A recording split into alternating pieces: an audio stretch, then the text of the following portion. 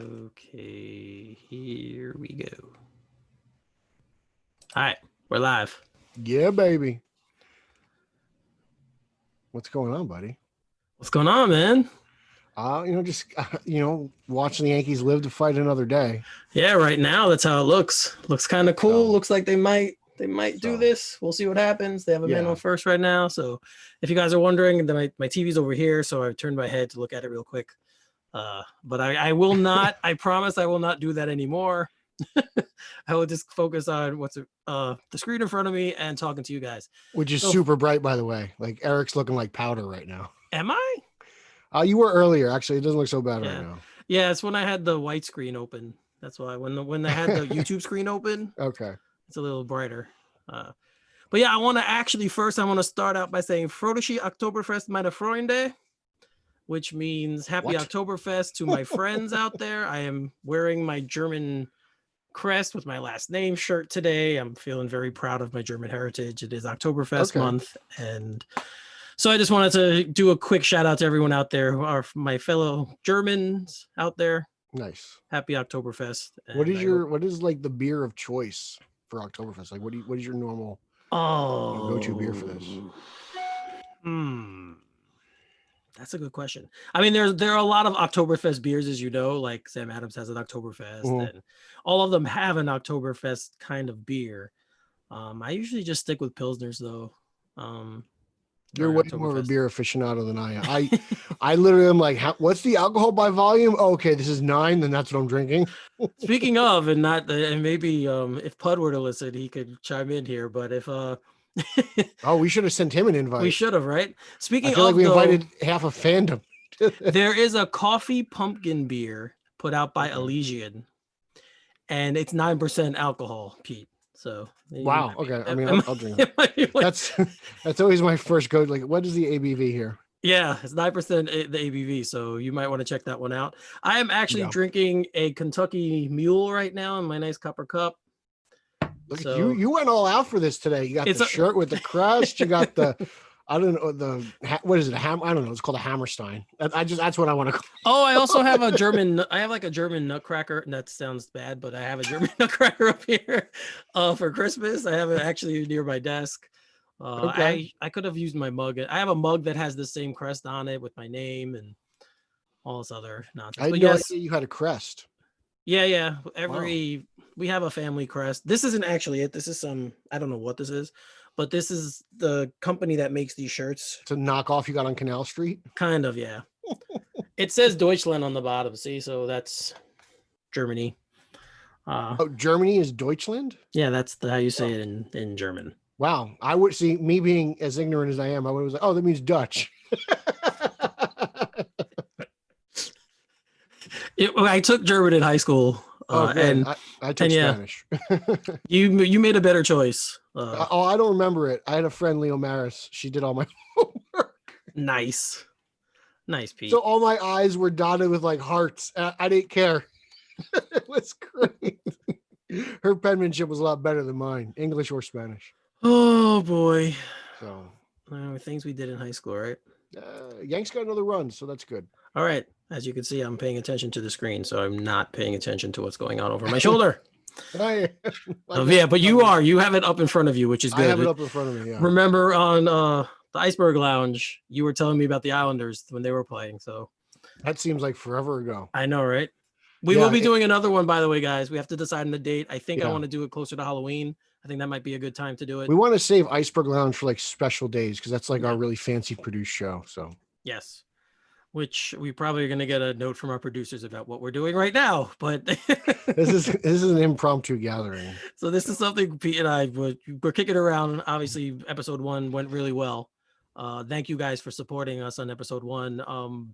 I looked at the numbers, how many people it actually reached, and it was a very, very good number. So I'm happy with that. I'm happy that you guys came to join us on the first episode, and hopefully this episode we bring a little more to you again, and we'll have more surprise people popping on. I'm sure we will have. I don't know who. I mean, I don't want to give away the guest list just yet, but like, no, but I don't know who I'm more excited for. Actually, there's 2 guys I'm really pumped to talk to because I haven't spoken to them in a long time, and I'm really pumped. So and they couldn't be from different parts of the world. I mean, like, one's in Ohio, and the other one is from the great city of Vancouver. I believe Vancouver. So we're trying to go international. Yeah, we're trying. We're expanding. We had Brian on from Canada. I'd like to get Emmett Davis on in some way, shape, or form. He had camera troubles when we tried to do it with the Iceberg Lounge. So we'd like to get Emmett on, but we do have a list of people that I will be inviting some part during the show.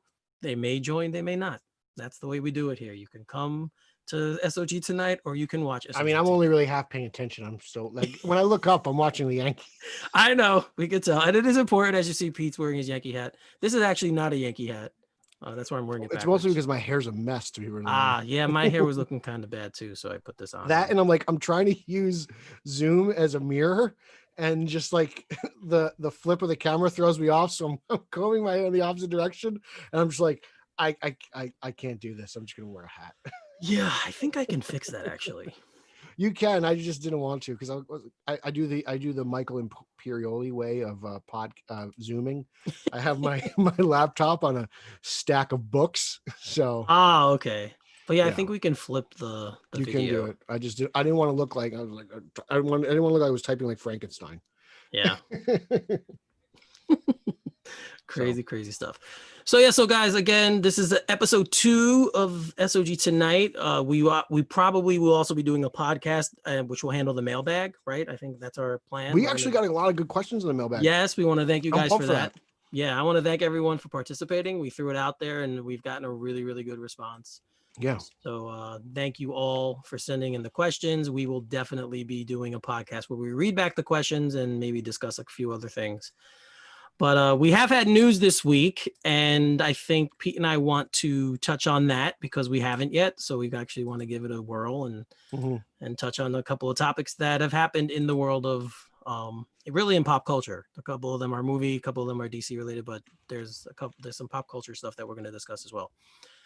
So first, I will start out with the news we got earlier this week, and it's not only it's really not only the Batman that got delayed, there's the lead, but a lot of movies from Warner Brothers got pushed back again.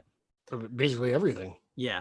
So now, obviously, this is something that we are, we get just used to, right? Like we feel like we keep waiting for, okay, when's it going to be pushed back again? So we were informed that the Batman will no longer hit theaters in 2021. Hold on a minute. The date obviously was scheduled for October 1st, 2021, and they moved it back now to, I'm sorry, I missed the date. Okay, March 4th, 2022. So on top of the Batman being pushed back, The Matrix 4 also got pushed back. It was set for April 21st. Now it's not until December. Sorry, It was set for December 21st next year. Now it's not till April 1st on 2022. And this is all on Humberto Gonzalez's Twitter feed. He's the one who kind of put everything together. Broke out. Yeah, he did. The article I'm referencing is from Variety, but you guys can find it on Humberto's page as well. The Flash film got moved back again. It was moved to November 4th of 2022. Shazam 2 was pushed from that date to June 2nd of 2023. And then Black Adam, they're not even on the calendar anymore. Black Adam and Minecraft. Yeah, I didn't know Minecraft was getting a movie, but I knew Black Adam was. I was on the BOF vlog with Bill, and I got the date wrong, but it's undated, so it doesn't have a date as of yet. And look, I don't think that this is the last time these movies get moved. I feel like this is more like just kind of like a PR thing where they're just kind of keeping it in everyone's mind and it's keeping it fresh for those who are not as obsessed as we are. But I think I for one think Batman will end up moving to a summer release date. Like I think a lot of people would prefer that. I think that's what we actually, because traditionally it usually is, like outside of BVS and Justice League, Batman movies have been summer releases. BVS got a March 26th release date, if I'm not mistaken. Yeah, it was yes. Justice League early in the year. In November. So. Yep. Yeah, the funny thing is that Wonder Woman technically is still slated for release on Christmas Day this year. And Patty Jenkins championed that Yes, on Twitter yesterday. she did. Yes. She said video on demand is not even a topic of conversation. So, And which it's an seems to be a Warner Brothers thing. Like they don't, I know Disney tried to do that with Mulan, but and it didn't work. But Warner Brothers seems very intent on releasing their movies in theaters. Well, I And think these big tentpole films where you spend a lot of money on maybe IMAX, or you spend money shooting these films with these different kinds of effects that can't be experienced yet at a home theater. You kind of want to get your money's worth, I would assume. yeah, So, hopefully we have a vaccine. I mean, I feel like we're saying this on every podcast, but hopefully we we get some kind of vaccine or some kind of therapeutic treatments soon that can at least deal with the coronavirus and well, depending on COVID-19. who you listen to, there's a cure out there. Oh yeah, the dark web has cures. Apparently, there's a That's for cure out there. So that's for sure. So yeah, but um in light of all these movies being pushed back, there was another article that was on Variety about the slate of films we have coming up with both studios, both from Marvel and from DC, just in superhero world. And man, this is a really, really complete list of films. So I'll quickly read what both of the studios are doing, and we could just see how the slate is full for beginning of next year all the way through July of 2022. So we have Morbius coming out on March 19th right now of next year. We have Black Widow coming out May 7th, which was obviously supposed to come out this year. We have Venom, the second Venom, Let There Be Carnage, on June 25th of 2021. We have Shang-Chi and the Legend of the Ten Rings on July 9th next year. The Suicide Squad, August 6th. Eternals, November 5th. The new Spider-Man film, which we'll talk more about later, December 17th of next year. oh boy. Thor, Love and get into Thunder on that. February 11th of 2022. Then The Batman on March 4th. Doctor Strange and the Multiverse of Madness on March 25th. Black Panther 2 on May 6th. Obviously, we still need to find out who they're going to be casting as the new Black Panther. And then on July 8th, Captain Marvel 2. So that's I think Black Panther will be moved. I just obviously for the obvious reasons. Right. I feel like that's going to be the one film that might have some major delays. I think they're going to want to cast that right. That's a fair statement. Yeah. I think you probably something onto that. But man, if you think about it, that's a lot of capes and cowls and tights and Well, I mean, like, what was the last last Marvel movie was what? Was it Far From Home? Yeah, it was. So I mean, that's how it's like more than a year. It's unheard of that a superhero film hasn't come out in that long. But I know. It's crazy. I feel like the last comic book movie that I watched in theaters was Joker. Like I'm trying to think, everything feels like 20 years ago in this day and age. So like just thinking out loud. I mean, yeah, that was an anniversary for us too, right? Just passed. We had our watch party last year. A little over a year ago, right? Yeah. So yeah, man, there's a huge slate of movies so everyone, I know it's rough right now. I know we're going through a time where we can't see anything and it sucks, but just hang tight because you're going to have a overload of these films coming in the next year and a half. Well, starting in March of next year, again, assuming everything stays the way it is. I mean, we don't know if we're going to have a cure. Sorry, I shouldn't say a cure, a vaccine, or what kind of treatments we're going to have people cured by heads. So, well, when the most powerful man in the world says it, I guess it's to be believed. But yeah, I mean, just like that's, if anything, that's kind of the good thing that's come out of this is just like, we're going to get this onslaught of just movies, one right after another. We're not going to be able to breathe. We're not going to be able to sit and process. We're just going to go to movie after movie after movie. And it'll never happen again, hopefully, because of the obvious reasons. But like this, it'll, when the world comes back, at least for fanboys, it's going to be great.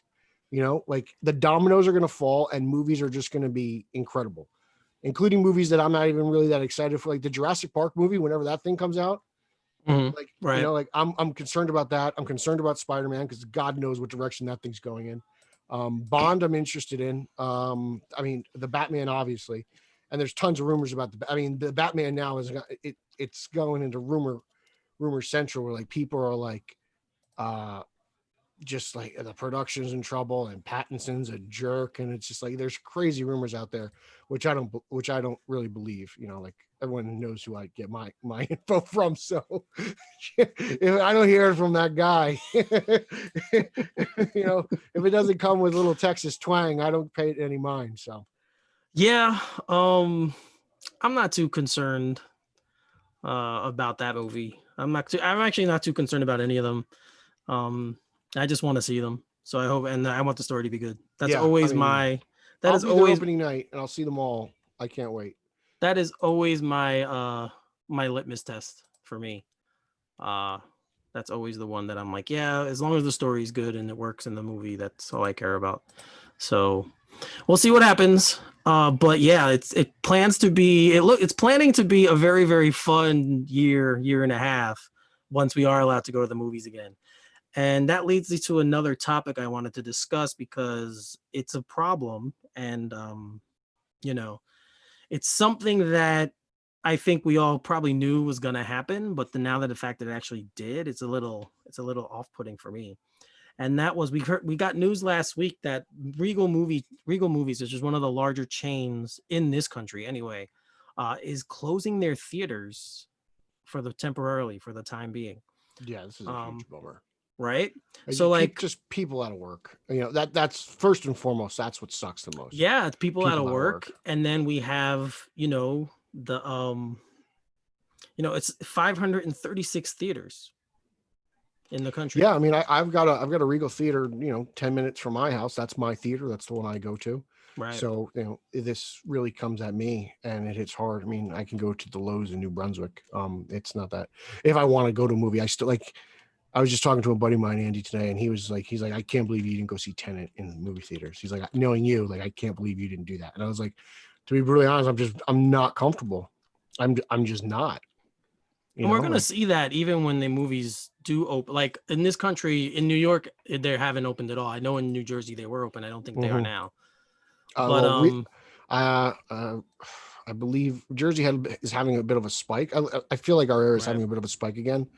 And, Regals aren't obviously open now. Regals are closed, but I believe Lowe's are still open. But I just, until I get that vaccine, I'm really not going to feel comfortable in general. Yeah, I don't think any of us will. I'm going to go. I mean, I've been a little bit more adventurous. As you know, I've gone to bars and I've been to restaurants, indoor eating. And I've done the bars again. I go to though, once they get busy or they get really crowded, I leave.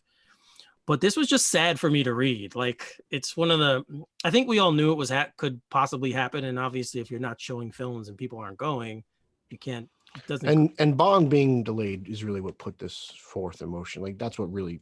Yep. Yeah. It was the James. Yes. Yeah. Yeah. It was the James Bond pushback. So, yeah. So, I don't know. It's just another sign of what this coronavirus and what COVID-19 has done to the country and the world. I mean, let's be honest, it's a worldwide pandemic. And it was just sad to read. And I miss the movies like nobody's business. I miss going. It's one of the things I really enjoy doing. Yeah, I mean, I miss them so much.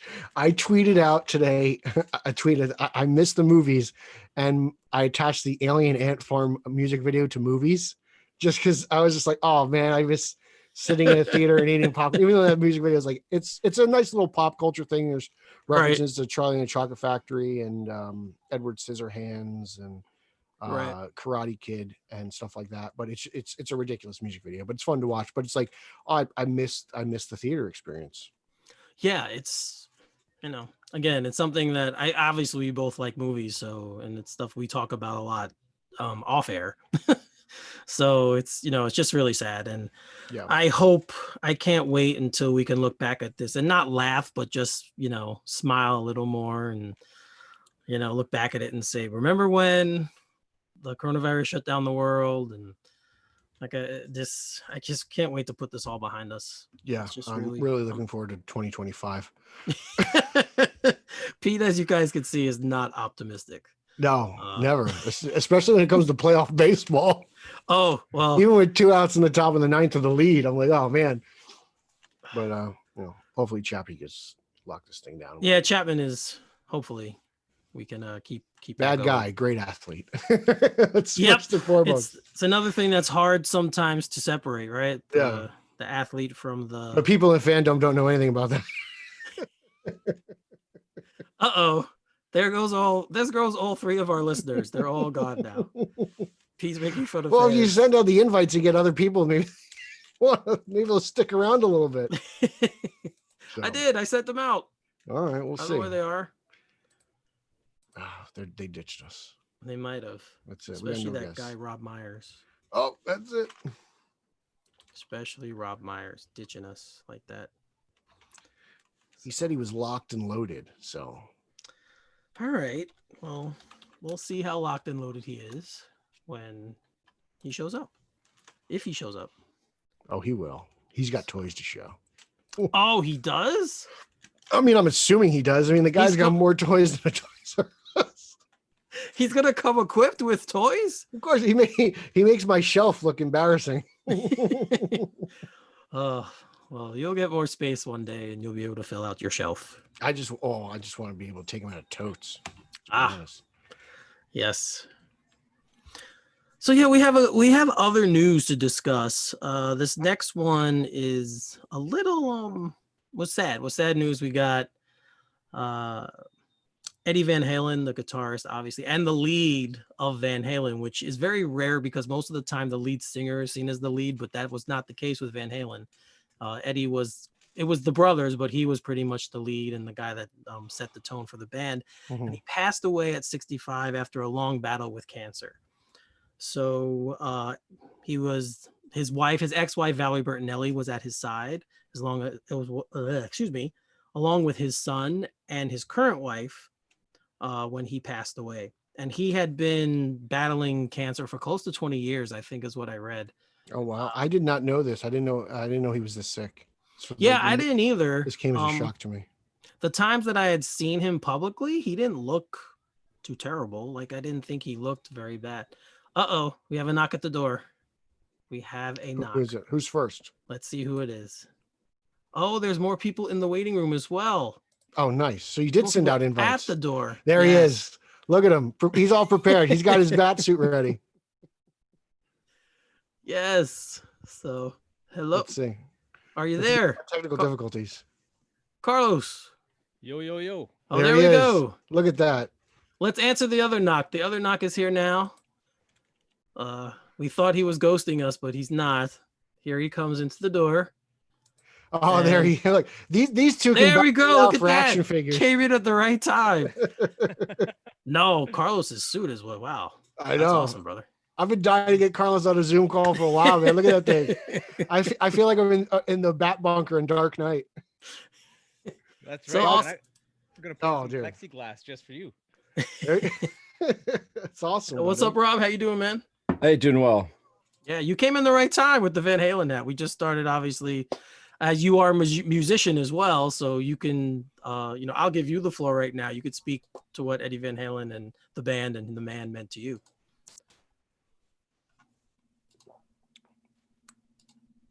Are you there? Me? Yes, you. Yeah, you. No, I've just been inundated with Van Halen stuff. Right. Saw Van Halen 1993 during the Sharon, or 1993, geez, 98 during the Gary Sharon era of Van Halen. I like Sammy and Dave and all that stuff, but just getting to see Eddie live was just unbelievable. We saw him in Detroit, and on the Van Halen 3 album, Eddie does a lead vocal track, plays piano, and it was the second time that tour he had played it and actually got halfway through the song, stopped, started over, and said, I'm just real emotional and stuff. You could just, the talent, Right. I got into him like right around 51, 50. I mean, I'd heard, Jump and stuff like that. But For Unlawful Carnal Knowledge, being a sophomore in high school, was just huge. And you're hearing Pound Cake and all that stuff. So just that was just a big shocker. And I've been watching a lot of Sammy's Circle videos where they're doing the in-home like quarantine stuff, and just sad all the way around. Yeah, he like I said, we didn't even know. I didn't even know I knew he had something, but I didn't know he was that sick. Yeah, they Wow, said yeah. depending on what media you're listening to, he always played with metal guitar picks. So between the smoking and kind of keeping the metal picks in his mouth, they said that's kind of where that Really, the cancer guitar kind of picks. came. Interesting. Yeah. So Yeah, I know I heard that he believed that the guitar picks is what did yeah. it.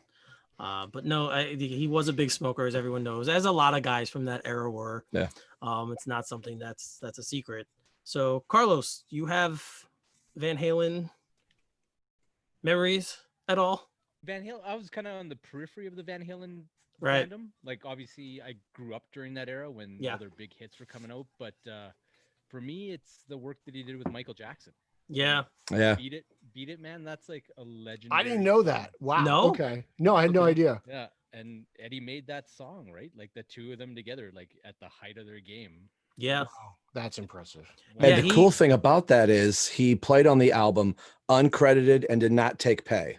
Yeah. He did it as a favor to Michael and was like, he wanted to put like, guitar solo featuring Eddie Van Halen. Eddie was like, no, just release it and don't even really acknowledge it. It wasn't until like years later that they were like, oh, that's Eddie Van Halen on there. That's amazing. That's crazy. What I a had no Yeah. idea. and speaks And to they the guy's character. Yeah. And they said that Michael Jackson like sought him out. Like he really wanted him to play on it. Like he was the only guy he wanted to play on the song.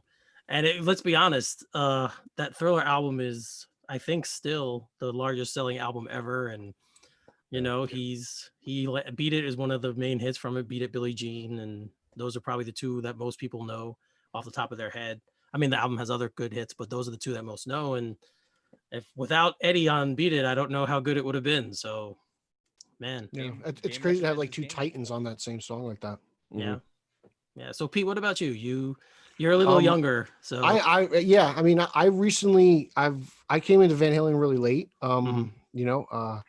But I can't tell you how many times I've spent in Penn Station waiting for a late train, listening to the greatest hits collection of Van Halen and just jamming out for an hour and a half, waiting to find out if my train's coming or not. yeah, So I've gotten really acquainted with Van Halen a lot over the last couple of years, but it's just sad to see someone who's been so influential in music in general just pass.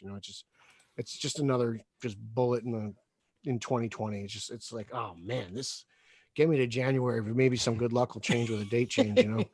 Right. yeah. No, man, it's this year hits keep coming, right? That good and bad, the hits keep coming. So, rest in peace to Eddie, man. I mean, obviously, with all the musicians from my childhood and that are up there now, they can form a super group and a super band. You're an old man. Well, I think Rob's a little older than me, but we won't go there. It's fine. Rob's young at heart. He's the youngest. That's true. I got toys, man. I'm Yeah. good. I'm still like 4. Both of you guys, man. Both of you. Yeah, dude, Carlos has got some sneaky good toys, man. He's taking up the screen with a bat suit, but his toy collection is nothing to sneeze at. I didn't even realize there was another person in the video. I just been watching the bat suit. Yeah, man. That's Alfred, impressive. is that you? Oh, man. That's what it's all about, man. You gotta. I'm just channeling the vibe. Yeah. Are you gonna wear it for Halloween? I have done in the past, like when my god kids were younger and my kids, like we used to have lots of fun with that. Like we go to big Halloween events, and my godson was awesome. Like he just loved trotting me around, and like That's I think great. he low key thought that I was Batman, but wouldn't participate in anything. But he kind of like walked me around to show me off to all his buddies and So stuff. funny. Yeah, it was pretty cool. It was a special time. So I don't know if you guys are watching, but we discussed right now the delays of the Batman and other tentpole films. We also discussed about how many, since they're being pushed back, how many movies we're going to be getting in the comic book movie universe between next year and 2022. So I don't know if you guys heard, but I read off the slate from 2021 to 2022. It's kind of condensed, right? We're getting a really condensed group of films, and just for both of you, a quick take on the movies being pushed back, and then what you think about the slate in the future. Rob, you could start. I I think I've said this on social media a couple times. I think it's one of those, it's like a game of chicken that they're kind of playing. I just would have, like the Batman had like question mark 20 question mark. I think part of that was done on purpose. Like, yeah, it's part of the Riddler, but I think that question mark actually kind of meant we really don't know when, Yeah. when any of this stuff is coming out. So I get like what you guys were saying at the top of the show about just keeping that in there. Like some of the dates are like, there's no way they thought Wonder Woman was still going to come out earlier in this year, but just by saying, oh, we've got this date here, then it slides back. It's after a while, it almost, you start seeing the date, you go, there's no way. Like I would have just said, hey, the movie's coming out, we just don't know when, but keeping that news media cycle going there. But yeah, all those movies that you had listed off, I still even think some of those movies could still shift inside. Like once the big ones come out, studios are going to go, we want X, Y, and Z, then they'll sprinkle those other ones in. So I think there's going to be still a more massive shift. Like, Pete was saying earlier, like he's still not going, even if they gave the all clear today, like, all right, theaters are open tomorrow, it's business as usual. I don't know if I'm going to rush right back to the theater right away. So I think they're going to wait a few months, if not even 6 months, to see, like, you don't want to put Wonder Woman out in the first week the theaters are open, because it's probably not going to perform very well. Right. So. Yeah. So, and plus, and Carlos, obviously, what Rob said. What Rob just said is actually a very, very good point. And then we also talked about how Regal had closed temporarily here in the United States. They had closed, they closed 536 theaters temporarily because they can't sustain keeping them open. So doubling off what Rob said about, and the question I asked him, what do you think the future of the movie theater is not in the United States, and you're from Canada, so from Canada as well. I don't know. Like we've talked about this quite a bit on our show, and man, it's heartbreaking to me. Like obviously my point of reference and my paradigm is different from you guys. Like right. Our numbers have been managed pretty good, and like our theaters, like I went and saw Batman 89 on the big screen again, and went and saw Tenet. But like, man, just this week I was saying to on our show that like the only time that I had a more antiseptic experience going anywhere was when I went to go get a blood test, because it was unreal. Like really, the cinema here, there's a manager at the door making sure everybody's masked up. They hand sanitize you, scan you at the door. There's like a very rigid protocol for getting snacks if you want them, where yeah, you might as well be getting like a needle out of a safe injection site kind of thing. Really, that's good. I mean, it's good for you guys for being safe. It for some reason it seems to be a little bit harder to keep people in control in this states. Yeah, man, it's unreal. And like you go into the theater and the seats are all distanced out, and like you see the kids finishing cleaning the thing, and they got these proton packs like spraying the seats down. And so it's like Ghostbusters 2 when they're spraying the Statue of Liberty. No exaggeration, man. That is great. what it's like. That's awesome. Yeah, it was cool. So it's a tough one for me to swallow, to see all these releases get pushed. And then I kind of wonder, like, if these studios are going for the big swings as far as box office goes, like the reality is they're just going to cannibalize each other, right? So yeah, that's what I think. And then I think what Affleck said about that mid-budget movie being a thing of the past is true, right? You're going to see lower budget fare on your streamers, and then theaters will probably just be for temples. So yeah, they had started doing that with the mid-tier films anyway. Like there have been plenty that have been leaked, so to speak, long before they were supposed to come out theatrically anywhere. So I agree with you, man. I don't want to apologize for the whole country, the United States, because here in New York, yes, in the beginning we were very, very bad, but we actually listened, and we're one of the better spots in the country now. Hey, I'm doing my part. The only place I go is Main Street Comics. I'm so afraid to go out in the real world. I literally only go to buy comic books. But yeah, it's been rough here, and for obvious reasons. You guys obviously you don't know our national news cycle, so I'm not going to go into get to that too far. Yeah. But you know why it is that way here, and I know the United States because you have the Los Angeles market, you have the New York market, you have Chicago, all the big cities here where people go to see movies. and none of them are open in those cities, it really puts a damper on the rest of the world's and these movies being released for the rest of the world. So I do want to say, though, I feel like theaters have dropped the ball, because I think that they could at least do some sort of drive-in scenario. I know it's not ideal, and I know it's not going to get them as much money, but like, what's stopping them from putting up, like, I don't know, like my Regal's big enough that on each side of the parking lot, you can put at least two screens up, have people drive in, watch a movie for 2 hours, and then just change it up, have them new cars come in and stuff like that. Like, there's got to be something that they can do. I feel like they didn't even try to take advantage of even that type of a situation. Yeah, it's not their call though. That's the thing. It's really it's the state's call. I saw Batman '89 though in July during the pandemic though, like, so that that was a few months ago. Yeah, certain states have had drive-ins come back, and that's actually been kind of cool when you think about it. My parents just went. I can't think of the movie that's out, but they went actually to our AMC theater in Findlay, Ohio, and they were the only people in the theater. So when they walked in, they said, "You're our first patron of the day," and it was Wow. It was 6:30. So they were going to tell them, hey, we're going through all the steps, and they're like, the tickets are like pre-sale. You call in, so that way they can have whatever amount of tickets, they know the number of seats. And my parents were like, yeah, we were the only two in the theater. So they took their mask off because they were the only two, but they were all prepared. Like, Carlos was saying, got hand sanitized and all that stuff. And Dad said, I'm bringing my own snacks. And he said, it was really weird to be in a movie theater and be the only two there, and they were the only two there all day. I've been bringing my own gummy bears to the movies for 3 years though. Yeah. I buy my popcorn there, but I've been buying my gummy bears at CVS for a long time.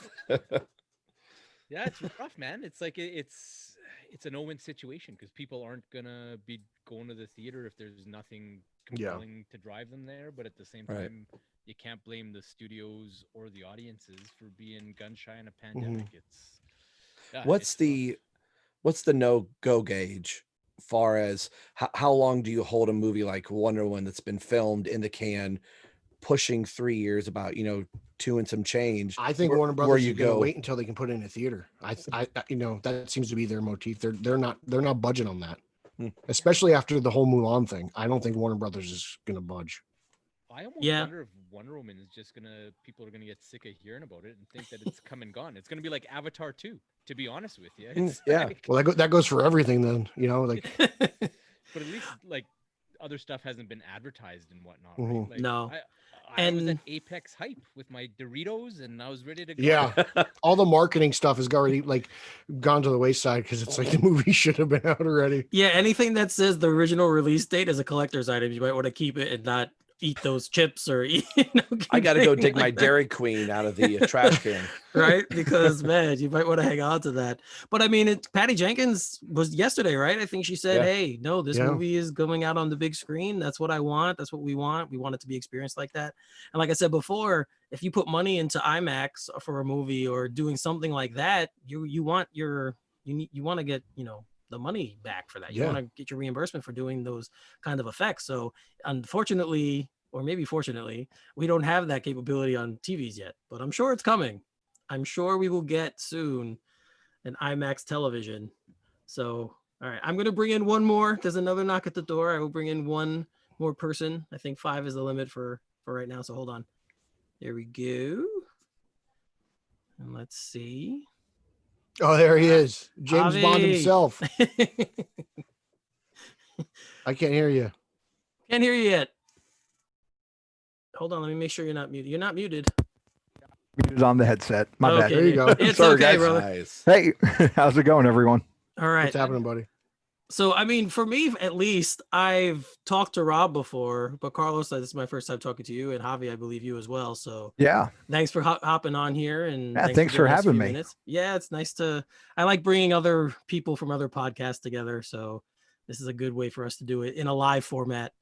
I'm just glad you guys are all here to join us. So, have you been listening to the show?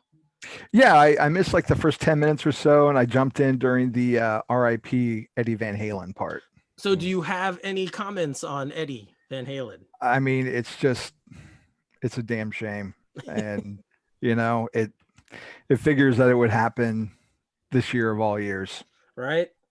So yeah, man, we're losing all of our legends, all of our, Well, not the legend of Rob Myers. No. That's still going strong.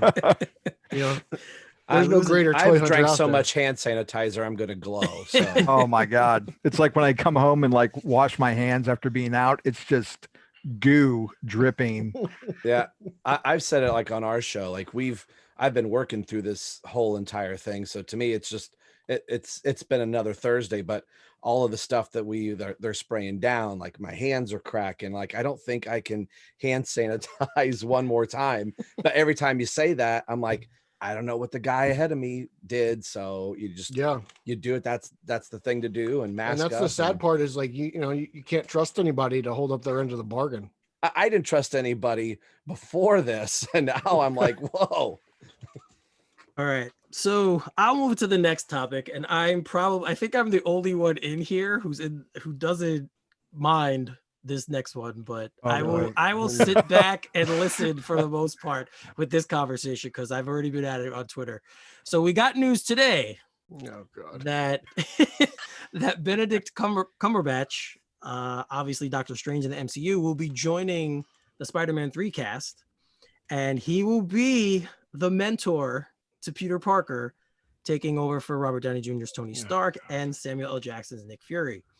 Now, was Nick Fury really a mentor for Spider-Man? Not really. Yeah. I think he was technically a Skrull, so it was more Happy to me. I think Happy was more of the guy who was kind of the mentor in in Far From Home.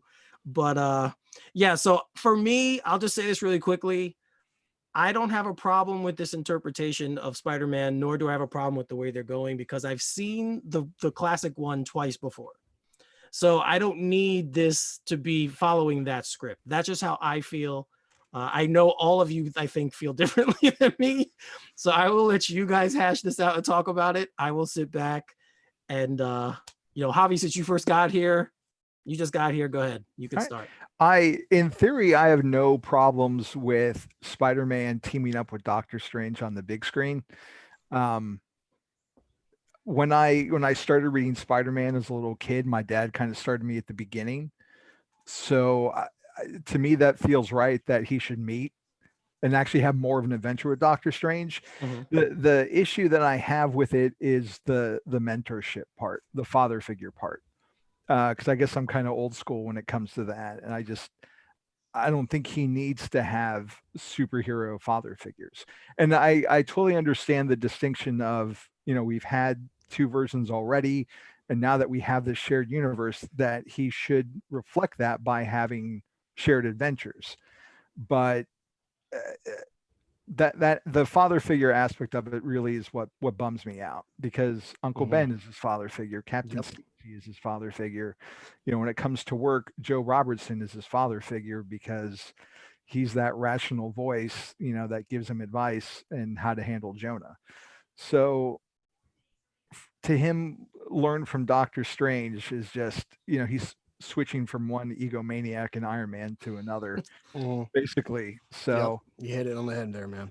And I mean, we don't really know how big a part he's going to be yet and what exactly this is going to entail. I've seen people already speculating that this is how they put the genie in the bottle back already, of his identity being out. Since that's what happened in the books. But I don't know. We'll see. For now, I'm highly skeptical of this take. I'd rather just be straight up, them being partners in the mission than him admiring him outright. Right. So, and coupling that with the news we got about Jamie Foxx reprising Electro, there were talks of multiverse. So, Carlos, multiverse, you think this adds to that, since Doctor Strange's next film is actually has the multiverse name in it?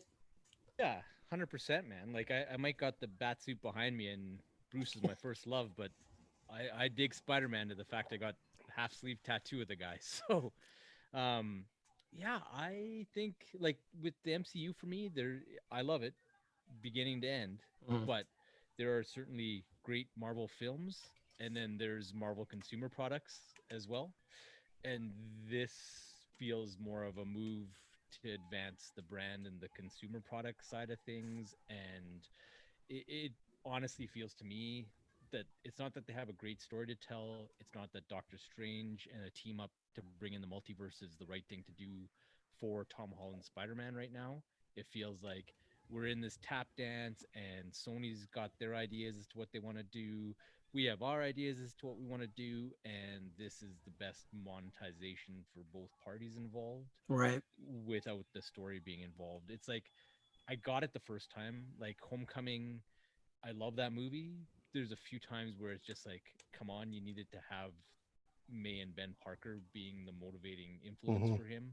But I get it. Like, you're firmly entrenching your Spider-Man in this grand drama called the MCU. I get it. Well, I can accept the changes as an old school fan. Far From Home, like a little bit less so. And I really wanted to see Peter thrive in that one.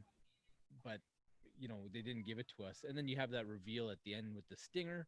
It's like, cool. You're going to push this kid to the brink. And I want to see him use those tools that you've equipped him with to deal with this on his own now. And I think the most compelling story to tell would be to see this high school kid have his world fall on him. But it's like right away you bring in arguably the most powerful character in the MCU, who with a couple of finger waves can make everybody forget that Peter Parker is Spider-Man, and we can do all this cool multiversey stuff so that we can get Sony set up with a Spider-Man, and maybe we can keep a Spider-Man, or maybe we just set up a super sequel so that we can cash in on a Spider-Man. And it's like, I don't know. I like, it's always character and story for me first, and I don't see that being the motivating factor. It's very Nolan of you, Carlos. Hey, you know, like you can't listen to your guys' podcasts and follow Batman on Film that long and not dabble in the old man Nolan. Yeah, no, that's for sure. Well, to Carlos's point, I think it would make more sense if they took it from a character perspective. I mean, Spider-Man and Doctor Strange in the MCU don't really have much of a relationship. But if it would have been someone like old Steve Rogers, where they had that appreciation of each other because of Brooklyn and Queens, like that, at least from a character standpoint, would make more sense. Well, outside he's in New York now, right? Yeah, outside of well, Steve Ditko created Doc Strange and Spider-Man, so. I mean, Marvel's always been so interconnected. Yeah, that this stuff is bound to happen. I mean, all comic books in general. I mean, like I've seen Batman and Aquaman team ups in a comic book, so it's like it's not like this is unheard of. But it's just to piggyback off the both of you, it's just like the real influences on Peter Parker have been kind of just ignored in this incarnation, and that's just not cool with me. Like, once you take away the motives, I feel that make Peter Parker, it takes away from the character of Spider-Man. Like Peter Parker having, just the unlimited access to money and wealth. And it's just weird, like I always argued that like Far From Home never should have happened because Peter Parker can't afford to go to Europe. Like Aunt May can't afford to send him there. He's got to take care of her because she's old and she needs his help. And he needs to be the man of the house and stuff. And just, I feel like just teaming her up with Happy is just, it's a big cop out to just kind of get Spider-Man in the MCU. And I feel like a lot of this has to do with, there's just too many cooks in the kitchen. Sony's been trying to get the Sinister Six together for how long now? Yeah. And now, Marvel's been dying to get the greatest character in the history of the company in their cinematic universe. So they're trying to please each other, but I don't think they're really pleasing anybody but, 6-year-old kids who go out and buy action figures. And Eric seems to love this. I take exception to that comment as well. Okay. Again, I'm not saying I love it or I don't love it. To me, you love Far From Home. You love it. It's amazing. No, I don't actually. I don't love Far From Fantastic. Home. I don't like the character of Mysterio at all. I did a review actually, I think, about for the film, and these were the first two things I said. So I didn't love that film at all. I loved Homecoming. I think Homecoming's good, and a lot of that has to do with Keaton, but like all the Iron Man elements, I'm like, oh God, I'm so over this already. But that was built in Civil War, right? Like we knew he had that role already. So to me, it didn't bother me that he was there Spider-Man in this film because that's the relation. That's how they brought him in. That's how they got him into this universe was having Tony Stark go get him. That's basically what happened. So I don't. And we argue about this all the time, but there is precedence for that Spider-Man, the Iron Spider. There is a comic book version of that character. So they should have used that suit. They shouldn't have used the suit they made. That thing is hideous. Yeah, it's pretty rough, that one. Yeah. So I mean, I'm just saying, like, we do have, it is pulled from somewhere. They didn't just make it up. But like I said, I always go to the fact that if it serves the story and it works in the story they're trying to tell, then I'm fine with it. And that's what this is for me. Like, you're right. You call it MCU Spider-Man. That's exactly what it is. It's MCU Spider-Man.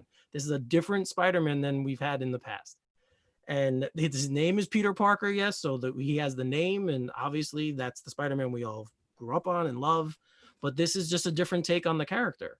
And I think there's also certain other like restrictions they have. Like, there's a reason why MJ's not MJ. Like, as much as I love the chemistry between Zendaya and Holland, she's. And it's not because she's not a white girl with red hair. It's just weird. Her name's Michelle. It's just weird to me. Yeah. Yeah. It's again, it's not about the whole difference of how she looks as much as how they brought her into the screen. But it feels like Spider-Man light. Like, there's things that they can use and that they're embracing, but it's like MJ, no, we're really not going to use that. And Aunt May, like, well, we really don't want her to be old. Like, there's just enough there that it seems like it's right off the page, but then there's the other parts that are like, that's change for change, or is that the two studios going, I want this, I want that, we've got to meet in the middle? That's what it feels like to me. It feels like they fight constantly over what they're trying to do. It's a movie by a committee, not by and I don't trust Sony at all. Like, I'm ready. I mean, we've already seen them do this, and I've said this before. Sony is waiting for the opportunity, and it's probably going to happen when Spider-Man's at its highest, that they're going to pull the plug on this, and they're going to try to do their own thing because they're greedy. And and I think if Morbius does well and Venom 2 does well, I think it's going to happen sooner rather than later. I really do. And they're going to make their own. They've already started making their own Spider-Verse out in like California. Yeah. So eventually at some point they're going to meet in the middle, and Peter Parker is going to end up facing off against Tom Hardy. I mean, this is the new deal, right? That they got one more Spider-Man in the MCU, and then the deal's done to be renegotiated. I thought it was like part of the old deal, and they just tried to muscle Disney out of it. Yeah, no, Rob's right. It's like solo Spider-Man movie and then one more crossover, but I don't know if it's him crossing over into one of their movies or they get one of Marvel's characters in there. Do you guys want to see Maguire, Garfield, and Holland on the screen together as Maguire? Oh, totally.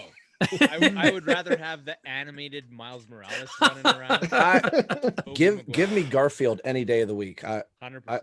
Yeah, I'm with you, Rob. I enjoy parts of the Amazing movies. I thought Peter was too emo in specific parts, and the whole Teen Wolf scene really, I didn't like that in Amazing 1. Like, there are parts. Oh man, it's like the Amazing movies they feel like the Schumacher movies to me. There's parts that I like about them, and including Batman and Robin, and there's parts where I'm like, that's weird, like.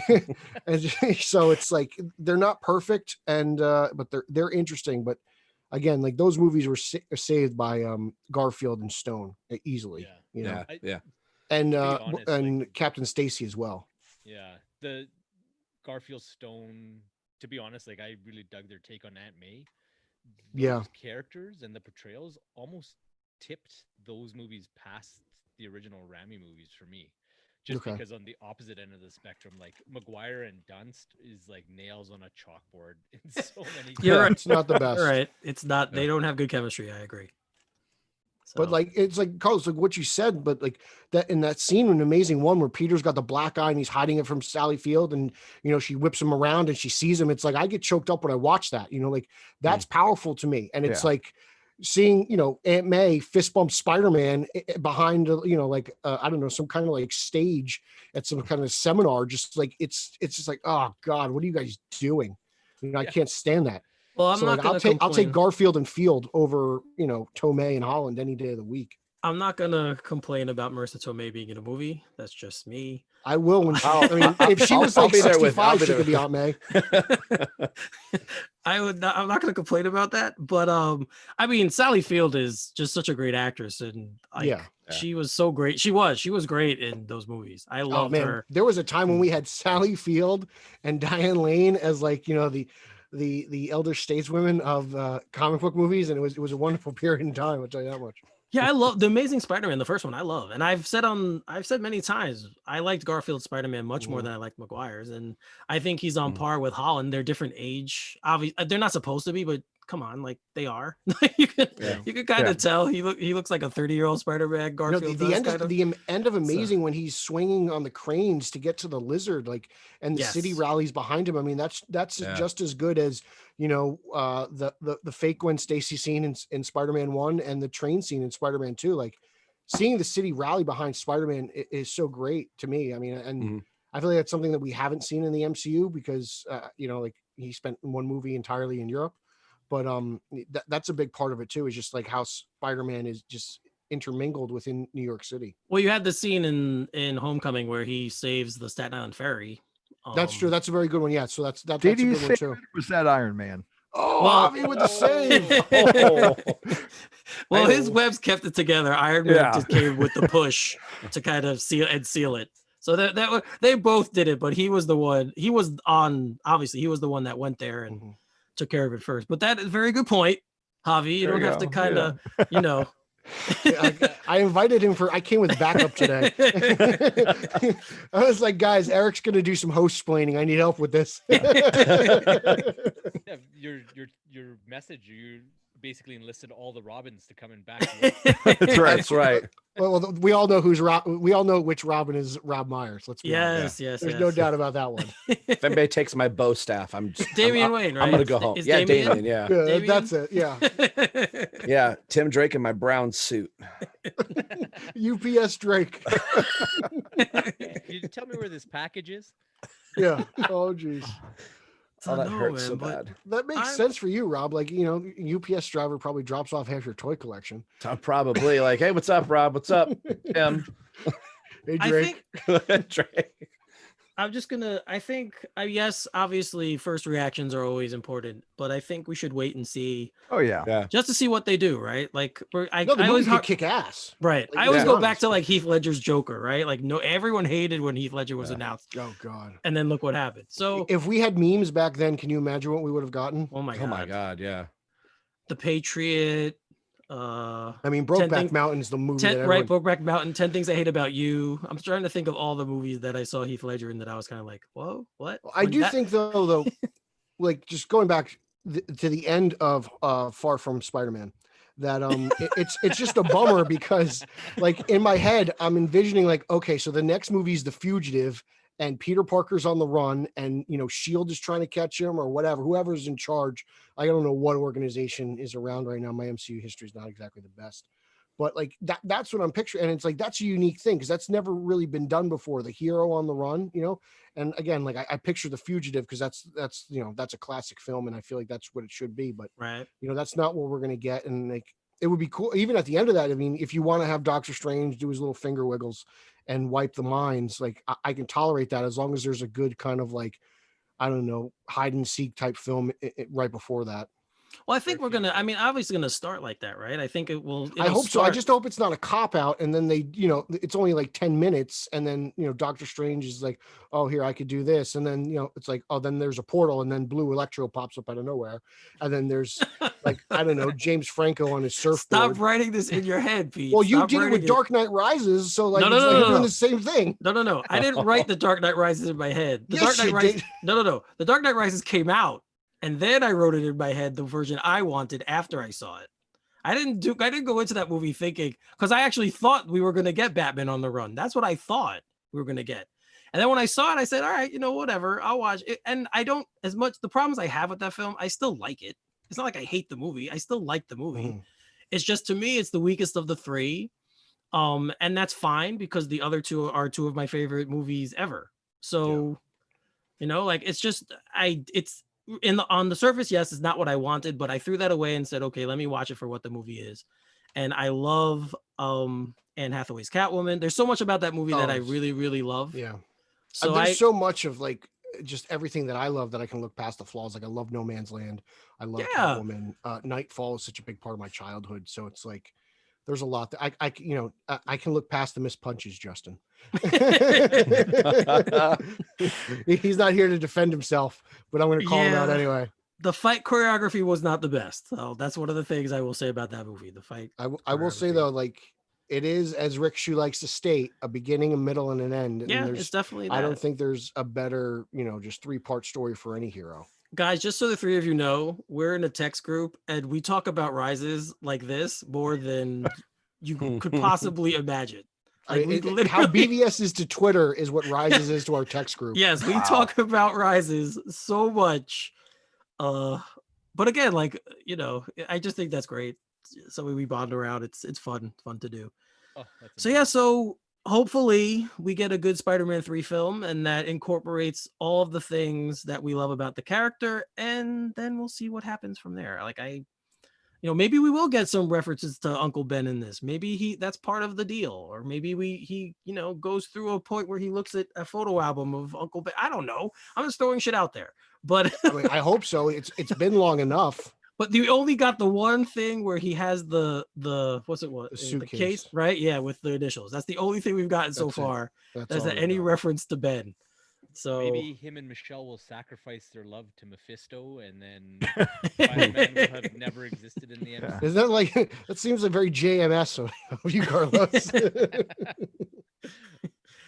I mean, I think there's a few things that we need to move. Like, I think it's okay to move beyond. Like, we don't need to see the Waynes get murdered in the Batman. And I didn't need to see Uncle Ben get shot for the 3rd time in a decade. I agree. The home movies.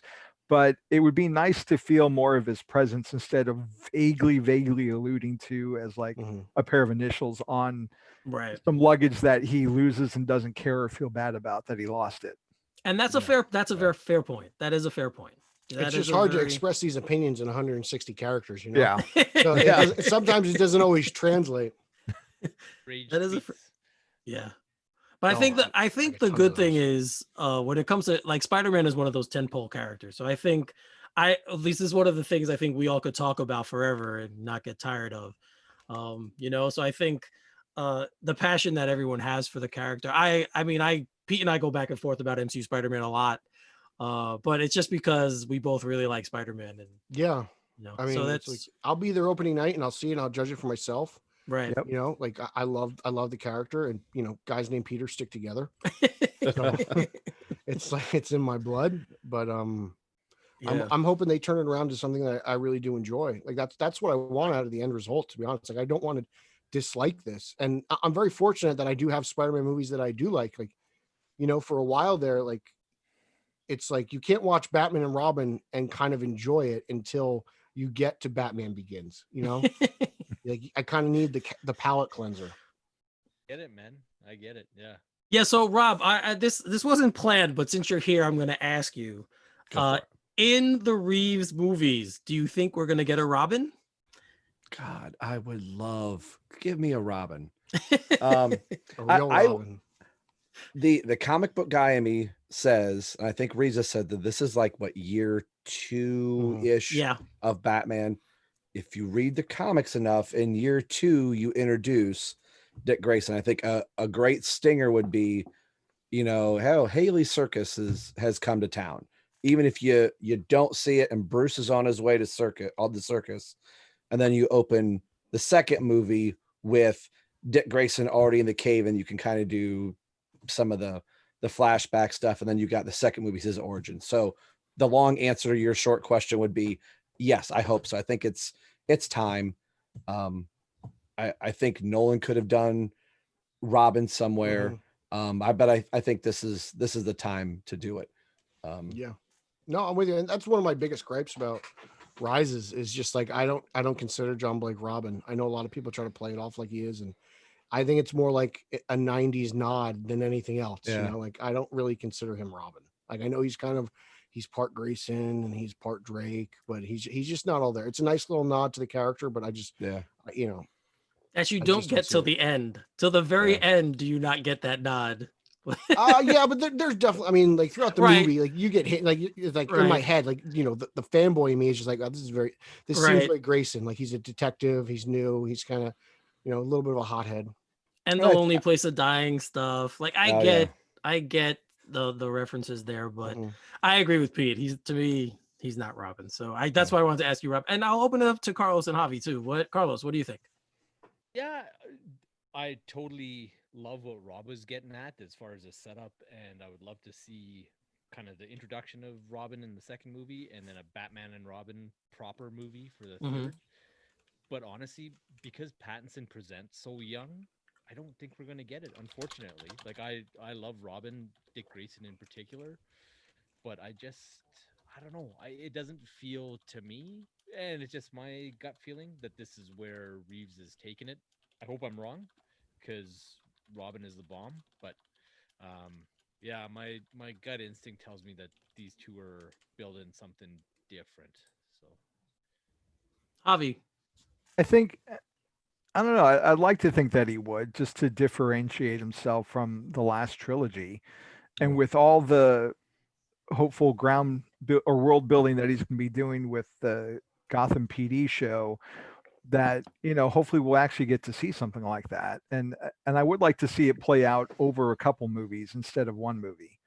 I think that would lead to the believability of the character instead of just shoehorning them in, because we've seen through the Titans show how that could work. If you Right. take that Yeah. time to build it up properly and establish it, it doesn't seem crazy or outlandish to have it. So if they take their time and do it right, I think it could be something really definitive and special.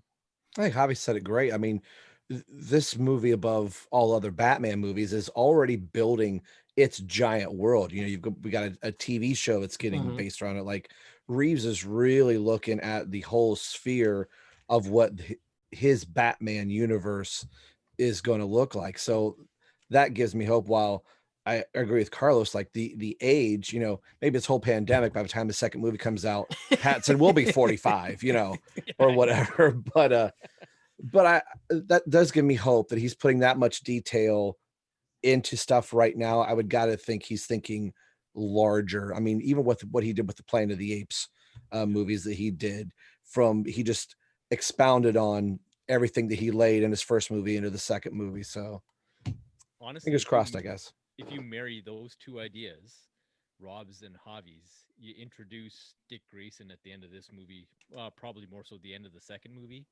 Do a TV show focused on him, 10 episodes to build out his character. Then you could start your third movie with Dick Grayson putting on that suit and going to town dynamic duo style. Wouldn't that be interesting in a Gotham Central show, that the vigilante in that could be the Robin character in there, that the Batman is saved for the film, and then Robin flies in and out, but between the two, and is the connective tissue between that. I mean, I would like to see the crime procedural drama like we thought we were going to get with Gotham, that other Gotham. Yeah, the show that shall not be named. I'll just call it the Green Room in front of Walter Mata. This up. Carlos and Javi, were you Gotham fans, or you did not like Gotham? I just want to know. I survived the first season, and that was all I could do. Dude, I had to binge watch 5 seasons of that to get to that stupid finale. And he drug me back in. That's the worst part. Like Al Pacino. He drug me back in. I stopped watching it, and he's like, "Eric, you got to watch this with me." Well, that's because Bill was like, "Do you want to review it for the website?" True. And I'm like, I don't want to write a review for this thing. I'm going to hate it. Like, can we just do like some kind of show this way? I don't have to like sit down and think about it. And just, it was the best thing to do for that, because I just, just instant reaction. And it was a good test for Straight Outta Gotham, though, because we got to work with each other for the first time, and we found out our chemistry was pretty good. So I think in the long run, it served its purpose. Carlos, from your laughter, I think you're not a Gotham fan. You know what? I watched all 5 seasons as they came out, so I can say with full confidence and with righteous indignation, that thing is an absolute dumpster fire and a blight on the Batman mythos. Like, oh man, like especially the end when they CGI'd that kid's face. I mean, that's just as bad as Cavill's mustache. Like, I don't know what's worse. There were things nuggets, but exactly. There were things I liked about it. There were certain things about it that I thought were cool, but on the whole, not a good representation of the Batman mythos or the world of going back to Robin. Like when the Batman was like first, like kind of like being in production. We were just kind of like wondering what was going to happen. And, Reeves is like noir detective.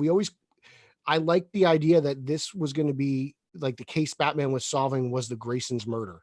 Like when that was the rumor, that was really interesting to me. Cause like, oh wow, like maybe we finally get like our true Kid Robin. Like as much as I like Forever and I like Chris O'Donnell in that role, like I'm going to fully admit he is way too old for that. Like, it's like, I know some people are like anti this, but I kind of do want like I don't know, like a 14-year-old Robin, like there's something about that I do like Batman and Robin, the boy wonder. Like, I don't want the teenage wonder. But I think you can get away with a teenage. I just don't think a boy Robin is believable.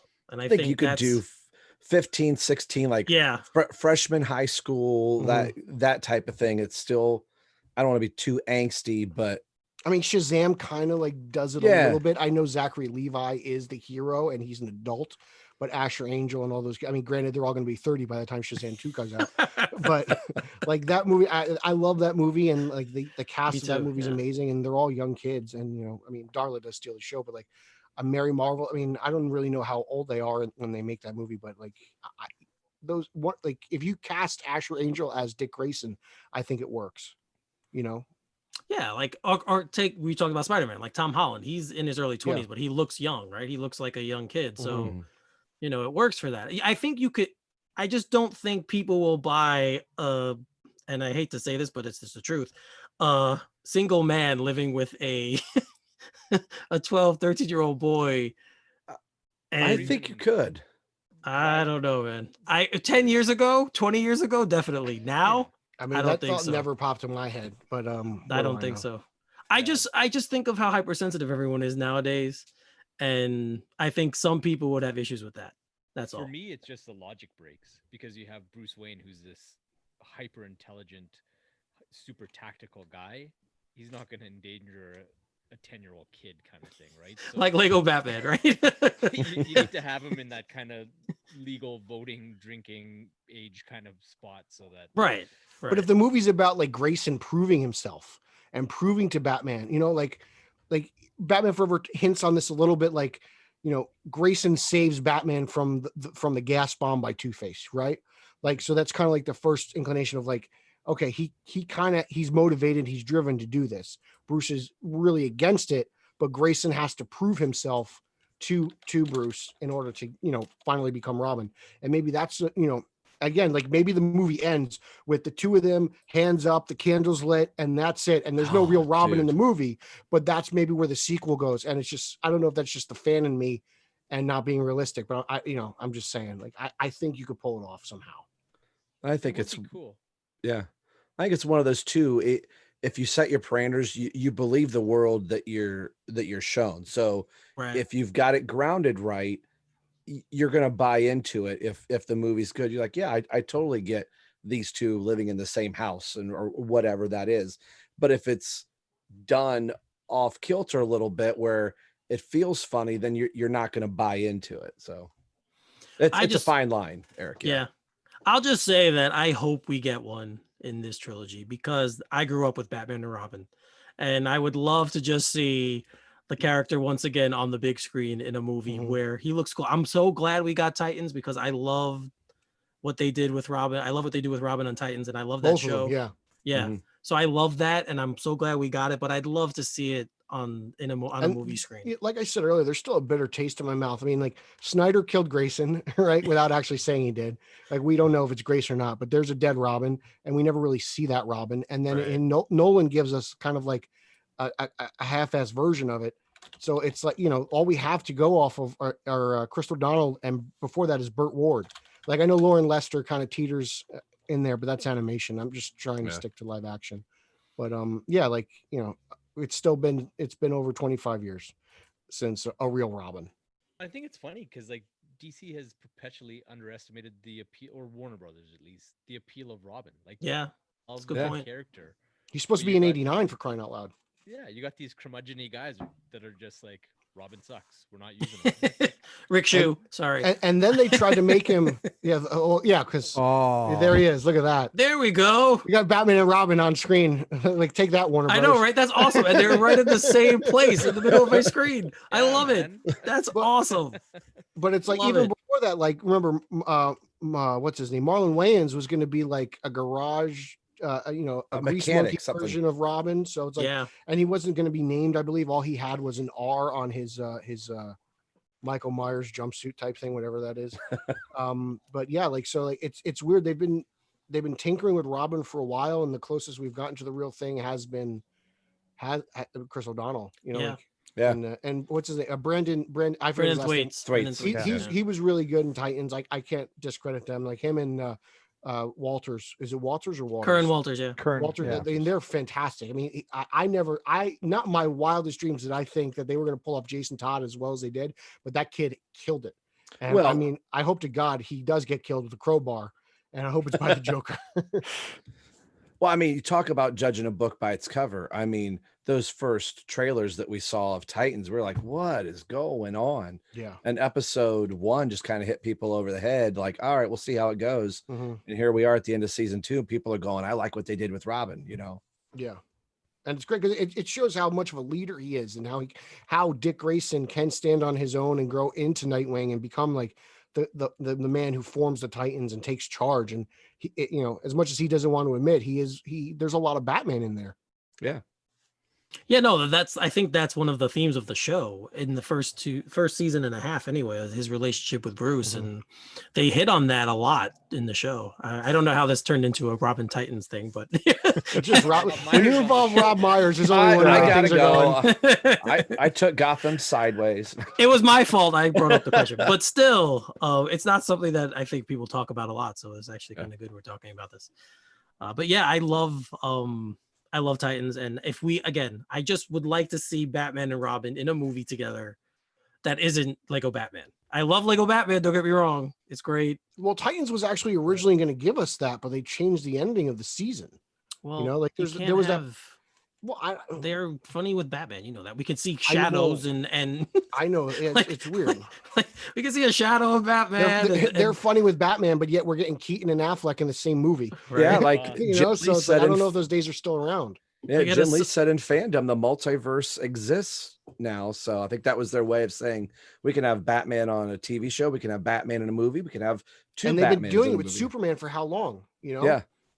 They did do the mea culpa on that segment, right, with Hamada and they did and stuff, and they admitted that they screwed up. So hopefully, like Titans, its big undoing has always been this kind of weird juggling of things they want to do but don't want to do and have to, and the long way around the mountain with stuff. Like I dig the show, but if it can be tighter now, it'll be something real special with season 3.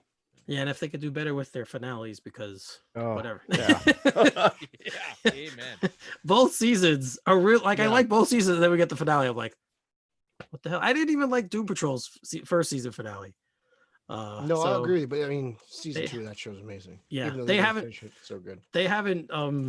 DC Universe has not been good with finales. Maybe Harley Quinn, but that's about it. Dude, that show. Yeah, I'm so glad you finally got to watch that, Eric. I know. We still have to do some kind of retrospective on it, I guess. I say it all the time. That show has no right to be that good. It's really funny. Oh my God. So good. I mean, there's so many winks and nods in that show. I mean, when she bites Penguin's nose, I've never been happier. I'm sorry. Justin got this figure from DC Universe that he showed us yesterday. He said, and I said to Pete, I'm like, they need to spoof this. I wish I had the picture to show you guys. It is the ugliest thing I've ever seen. It's the weirdest looking thing, but it would be perfect on the Harley Quinn show as some kind of spoof of a Batman character. Is it that like orange and purple monster Batman? Yes. Yeah, no, I passed on that. I got the glow in the dark. The small Batman that's a bat. Yeah. Apparently none of those gifts are any good. See, I was buying it was pretty before they did that. I got an animated Batman figure, Superman, Doom Patrol hat, red logo. So I thought, I'm going to cash in my points and see what else I can buy. And I'm like, it's this stuff? No, I'll buy a wallpaper. I'm good. No, I got the Harley statue. I remember, yes, you did show me that. Yeah, it's like $125 statue, and it was like 3,000 points. And then like the Batgirl statue, which is like $60 in the store, was also 3,000 points. So I'm like, well, this is a no-brainer. I'm gonna go with the more expensive thing. And it's awesome. Save your points. Yeah. I gotta see if I have points. Well, they did away with it last week. Yeah. Oh, Like last week was like the redeem your points now, and that's it. I probably Okay. had all these points, didn't even know it. And You could have got your own blob orange right, mess I could Batman. have got my own blob Batman. Oh man, but yeah. So, all right, there's one more thing I want to talk about. I saw today, and I wanted to bring it up. So apparently, DC Comics is delaying some of collections and omnibuses until late 2021 and 2022. So I will quickly read some of the titles, and just to let you guys know, I don't know if you guys knew this, but you guys, I think, are much more avid comic readers than me. So I will slowly read the names. So Batman Brave and the Bold, The Bronze Age, Volume 3. Batman in the 50s, Starman Compendium 1, Birds of Prey, Fighters by Trade, Batwoman Omnibus, The Power of Shazam Book 2, The Worm Turns, Adam Strange, Between Two Worlds Deluxe Edition, Gen 13, Starting Over the Deluxe Edition, Legends of the DC Universe, Carmine Infantino, Volume 1, Superman, The Golden Age Omnibus, Volume 7, Green Arrow, Connor Hawk, Where Angels Fear to Tread, Wonder Woman, The Golden Age Omnibus, Volume 5, and DC's Greatest Science Fiction Stories Ever Told. So all of those are being pushed back. I don't know if you guys knew the original dates on them or were looking forward to them, but if you were, you're gonna have to wait a little longer. Carmine Infantino, I was interested in. Yeah, that sounds really good. I have the Batman in the 50s trade paperback. I'm looking at it right now on my shelf, but I mean, it's nowhere near as big as an omnibus. So I'm wondering what else. I mean, they must have crammed like a bunch of other issues in there, and that's interesting. I like going back and reading that, as well as like the Golden Age omnibuses too. Superman Volume 7 and Wonder Woman. Those are the three that really strike my eye. Mm-hmm. How about either of you guys? Any of those titles ring a bell? Lots of the older stuff, and Pete, we're gonna go from best friends to bitter enemies, but like I read them digitally, so doesn't. Oh God. Oh God. Never again will you appear on my show. Please forgive me, but omnibus stuff. The only stuff I'm chasing lately is the John Byrne Man of Steel Superman. Yes, that's so cool. I need to get that. That is beautiful looking. I'll never forget like when Superman like has a little crush on Wonder Woman and she rejects him, and it's like, oh man, Superman gets rejected too. It's like he is like one of us. Man, it's I feel bad for hardcore Superman fans because it is, besides the TV stuff, there's not a lot going on there. It's a bummer, man. It really is. But Ron Romita Jr. Action Comics issues are beautiful to look Oh, are you kidding me? I mean, yeah. Oh, it's been the beginning of Superman Rebirth was amazing in action. Yeah, and Superman, that was great, and even before that, Superman and Lois was fantastic. But cinematically, it feels like he's been struggling a little bit, and that seems to be where the GA focuses on. But yeah, I mean, we don't have for the CW show, to be honest. Superman on television has such a rich history. I'm excited for that. I'll be curious to see what this does to change the paradigm on Superman, right? Because like I think I was more excited before I found out that they were doing the two sons thing, and it's like the weird multiverse. Right. Had the kids, but now they have them and dealing with the adolescents and stuff. And apparently only one kid has powers. Yeah, so I don't know about that part of it, but I do like Hoagland's Superman, and I like the very deliberate type of Superman that they deliver on that show. So we'll see what it brings. I give all these CW shows the fair chance. So it's interesting that they're moving him back to Smallville too, considering that they already covered that ground for 10 years. And this would be our first time really getting to see the CW Metropolis. Yeah, but I just, it's also, we're gonna actually see Superman in Smallville as opposed to Clark Kent learning his ways. So it's slightly different. I get what you're saying. Like, I'd like to see more of a traditional Superman and Lois, especially with how good Cryer was on Supergirl and in the crossovers, and finally getting a Lexo suit. I mean, like I couldn't believe they pulled that off.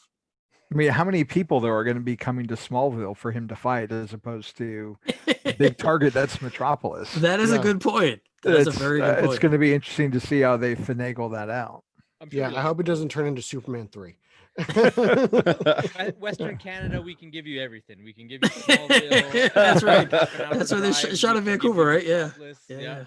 We can Unless give they you- do the whole, Smallville's not that far away from Metropolis, so you get the back and forth, but Smallville's where Superman and Lois are grounded. That's where they're raising their kids. Yeah. But he still has to travel into the city to work or. If I'm not mistaken, I mean, we all know Smallville's Kansas, but isn't Metropolis typically in Delaware? I always assumed it was on the East Coast in That's like what New I always York. assumed. Yeah. Because I always remember like Gotham is traditionally in southern New Jersey, and I believe Delaware, it's not that far from the tip, like around Cape. I think you're right. Yeah, I think that's. I think traditionally, but I mean, if the man can fly at the speed of sound, exactly, he can get there's there. no reason, right? He'll get there on time. If something happens, he'll get there on time. So, all right, guys, that was the last topic I had. Anything you guys wanted to talk about? Ask us anything that you don't know. Yeah, just open forum right here. Open forum. Keep it clean, because I don't know who's watching this, but yeah.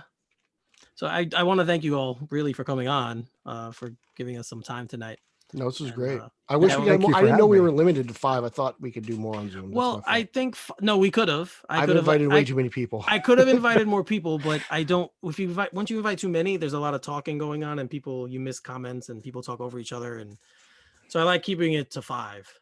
So everyone out there who didn't get an invite, you are on the list. Pete and I are going to be doing these 2 or 3 times a month, probably the live version of the show. Yeah, so we'll be coming back, and you guys can come on in the future. Like last time, we had Ryan Lauer, Garrett Grev, and Nick Zednick were on the first episode. So this time we have Carlos, Rob, and Javi. So we like to keep fresh faces, and then also we want you guys to pub your stuff. So definitely. Go ahead, Carlos. Yeah, you know what? You can catch us every Thursday on the Nerd Room podcast, and we're always floating around Twitter too much, but yeah. At CDN, so Canadian Cape Crusader is my handle, or at the Nerd RM is our producer's handle, and catch everything the show does and find us on Podbean. And yeah, we talk everything Star Wars, Marvel, DC, and beyond is our claim to fame. So yeah, everything from movies, retro toys is kind of huge in our sphere right now. We had Pete on talking about that Batman 89 era. Yeah. Oh man, it was amazing. So that was a good show. I listened. Yes. Yeah, well, thank you for that. But yeah, you know what? We're pretty proud of our show. I think it's a good vibe, family friendly, and yeah, we got. No, it's a great show. You guys do a fantastic job on that. I mean, so yes. I've said this before. I feel like a lot of people talk about one subject and one subject only, but you guys do a great job covering a lot of stuff, and it's just refreshing to hear. Oh, thank you, brother. So yeah, and you know what? Thank you so much for having me. It was an honor. Batman on film. I was in those days of setting my computer to download a single JPEG for 45 minutes. Oh, jeez. I remember those days. Yeah, it ended up being just like a giant back tire, and you're like, what is he doing with the Batmobile? Yeah, exactly. So, yeah, I'm honored to be here, and yeah, I've been with you guys for a long time, and Rob, love what you guys do on Everybody Loves the Drake. So, yeah, and Javi, pleased to meet your acquaintance, my friend. You too. We'll have to fight over which one of the brown guys gets to be Damian Wayne. Oh, it's funny because it's true. Well, Carlos, I want to thank you for all your support of Straight Outta Gotham. We are still a young podcast. Pete and I have only been doing this since April, so we're still a young podcast, and I really, really want to thank you for all the support you've given us, especially that Podbean thing. That was great. So thank you very much. Our pleasure. You know what? We put a lot of wanted to make sure it was podcasts that kind of represent the fandom well and acquit themselves well, and that's totally you guys, right? You guys know your stuff in spades, and that means a lot to us on our show. So yeah, anything we could do to boost the profile of some solid DC podcasts is our pleasure. So thank you. That's all credit goes to brother Tim there with that, but yeah, I'll send them our love. Yeah, absolutely. Yeah. So Rob, anything you want to plug? Yeah, Everyone Loves the Drake podcast, the ELTD on Twitter, and I'm actually tomorrow recording with somebody in this very room right now. So I got to break the ice a little bit. So Javi will be guest on my show, recording for tomorrow. This year we're intermixing the 80th anniversary of Robin through every other episode. So Javi's picked some really cool stuff. I don't want to spoil it, but that's amazing. I just listened to 121. You guys did a fantastic job on Batman 66, the surfboard episode. I mean, anytime you can get, guys the caliber of you, Jay Oz and Haas together to talk Batman, and something like 866, which is kind of fallen by the wayside, and not many people discuss it in detail. I mean, it was a great conversation and a wonderful show. It's a funny thing, like hosting a show, and that was one episode. If you listen, I don't say a whole heck of a lot. I just let those two just go. I'm like, this is kind of cool, just sitting back, and every once in a while I could hear myself chuckle. I'm like, that's all I said for 10 minutes in the show was like, oh, it's fun, So yeah, those two guys are great. But yeah, that's where you can find me. We've got a sister show, Everyone Loves Young Justice, because that's the only name I can come up with for a show. But well, we all love it. What's your best social media handles? ELTD podcast, ELYJ podcast, and if you want to talk about Van Halen and Kiss and just add anything else in the comic world, at Drummer Rob 10. So thanks for having me on, guys. It was cool to be rewatching Gotham again and see the green room start, and then watching it with you, and then going, these two guys need a show. So I've been just happy with every single episode, watching my podcast feed going, all right, come on, straight out. When's the next episode? So thank you, man. Yeah, we don't seem to have like a regular schedule. We don't. We're just kind of like, stuff's happened. Let's talk about it. Yeah. People hit me up like, I'll hit them up like, hey, we should do a show. We got some news. We should do a show. But we definitely need to get a schedule going. So people like every Thursday straight out of God, but like we haven't done that yet. We're still learning. We're new at the podcast game. Yeah, since we try and do like relevant topical stuff, there's some weeks there's just not much to talk about. So it's hard to decide where we want to go. But that's why now we have the mailbag, which is going to be our next podcast. So we'll have the mailbag to throw in there. And we're going to start building things out. Hopefully we have a website soon. That's the next thing I want to do. So we have our own website and we can post the show there and the podcast, links to the podcast and things like that. So that's kind of the next step that we're looking forward to. But yeah, Pete's right. Like we don't have a schedule. We'll just be like, hey, because breaking news doesn't have a schedule. That's right. So you guys are 24/7 on call.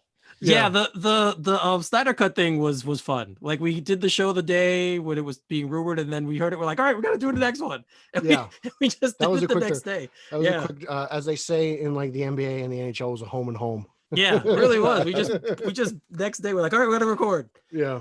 So it was fun to do. All right, so Javi, real quick, plug. I occasionally contribute to Spider-Man Crawl Space. I used to do a lot of reviews on the Satellite books. I've stepped back from writing and just been appearing every now and then on the podcast. Occasionally I contribute to the JamesBondDossier.com doing comic reviews, but that's also hitting a weird spot because I don't think Dynamite has anything new on the slate for the first time now in a couple months or a couple years. And you can catch me every month at Batman on Film. I'm currently working on The Batman's Grave and Batman The Adventures Continue, reviewing those for the site. Those are both great books too. Yes, definitely. And you have a nice Funko Pop collection, I can see. I do. It's a mixture of mine and my fiance's. So okay. There's like a lot of Beauty and the Beast Hello to Kitty? the side. No, That's Her Majesty. That's Queen Elizabeth II. Oh, wow. Geez. Oh, well, okay. Shout out to Tom McClellan over in the UK. God Save the Queen, tea and crumpets, all that jazz. So yeah, there's a whole mixture of like Jurassic Park that's hers, and amazing. Buffy the Vampire Slayer and Lost, and then Batman and Arrowverse. And well, you literally have met your match. That's fantastic. Yeah, that is awesome. Yeah, no, she's wonderful. And are you rocking the Keaton Flash t-shirt, by the way? I am rocking the Fandom that's awesome. Keaton Flash. It's a little bit darker than the image they showed at Fandom. You can't see the oval. It's always trying to hide that oval on me, man. You know how I feel it's very faint. I don't know if there was like some likeness issue that they'd have to pay Keaton and oh my God, Ezra Miller. Yeah, thank you. Maybe. I don't know if that's what it was, but Maybe. yeah. But all right. So how do we find you on social media? Oh, I'm at Javi True, JAVITRU at Twitter. And the Bond is not enough on Instagram because I don't just love James Bond. I need more, like Batman, Superman, and Spider-Man, and the Flash. We need to let him and Reno talk. Yeah, I mean, well, Reno would, yeah. I love Reno. Reno's an interesting guy. Like he just started doing. He just did like a guest spot on a Dune podcast. Yeah, and that's after like months of telling me he refused to do podcasts. So Oh, then he's I'm one of gonna the pull most him on interesting my people show. I've ever met. yeah. He texted me a bit when he got his microphone. He texted me. He's like, he's like, I don't know what I'm doing. I'm like, just talk. Don't worry about it. That goes for us too. Like we didn't know. Yeah, what we were right. doing Like either. we just turn shit on and talk, and We're then just it two works. guys with dumb opinions. All right, Pete. Where can people talk to you about your dumb opinions? You can find me on all social media: Twitter, Instagram, and Zack Snyder's favorite Vero at Pete Illustrated. You could follow our shows on at @straight_O_G on Twitter and Instagram, and also like we're doing a monthly contest on the Straight Outta Gotham podcast. If you rate and review the show and we read your review, we will send you a prize. And I have the prize right here. It is a copy of All-Star Batman #1 signed by Scott Snyder, coming with, let's see, I'm trying to figure out how to do this. So A certificate of authenticity from Main Street Comics in Milltown, New Jersey. It's dated. I was there. I watched him sign this. This isn't a joke. This is a real Scott Snyder book. As long as you rate and review the show on iTunes and Apple Podcasts, and we read it, I will mail this to you. It is 100% legit. I saw the man sign it myself. Yeah, and if anyone's ever been to a con with Scott Snyder, you know how hard it is to get his signature because his line is usually super long around the corner. You can get it, and this is a very fall-looking book too. It's got some nice warm colors on there. It's very October, so it's fitting. Yes, sir. All right. So as for me, you guys, you can see where my name is on the screen. That's my Twitter handle at Finally33. It's obviously spelled Finale33. You can also find us at Straight Outta Gotham on our YouTube page. If you're watching here now, just please subscribe. And anytime we go live with anything, whether it's this or the Iceberg Lounge, you guys will get an alert. You can come hop in and watch. We also have our Facebook page and our Facebook group. So on the Facebook page, it's for the show. All of our podcasts will be posted there. This show will be posted there. And you can like us there. And then if you want to join into the group and talk to us and talk to the rest of the guys, I believe Rob's there on the Facebook group. I don't know if you two are, but if you're not, we got to get you in and get you guys into the Straight Outta Gotham Facebook group. And you guys can talk to us about topics. I posted a poll recently about Batman gadgets. Which one is your favorite? So if you want to answer and go in there, you can just join the group. But before we close, is it grapple or grapnel? Because I've heard it both ways and I can't figure Grapple, it out. I think. I always thought it was grapnel with the L. Because Yeah. in Beware the Batman, there's a specific scene where he says it's grapnel. It's pronounced grapnel. I'll But change it's it. a grapple hook. Yeah. So I don't know. All right. So I made a mistake. I apologize. I don't think you're wrong though. I think it goes both ways. All right. Well, I have a joke, but I'm going to leave that alone. So again, guys, hit me up on Twitter at Finally33, Instagram the same as well. And Pete and I, we've been talking about our next podcast will be the Batman, the Straight Outta Gotham mailbag. So there's still time to get in questions. If you haven't, you can email us at straightogpodcast@gmail.com, or you can hit us up on either of our Twitter handles or the Twitter handle that Pete mentioned before. So that's a wrap, guys. I want to thank Carlos, Rob, and Javi for joining us. Thank you very much. So for Pete Verra, I am Eric Holzmann. This is Straight Outta Gotham Tonight. Sorry, SOG Tonight. This is what this one is. I'm sorry. I'm used to the other clothes, so I apologize. But thank you for thank you for joining us here on SOG Tonight, and we'll see you next time.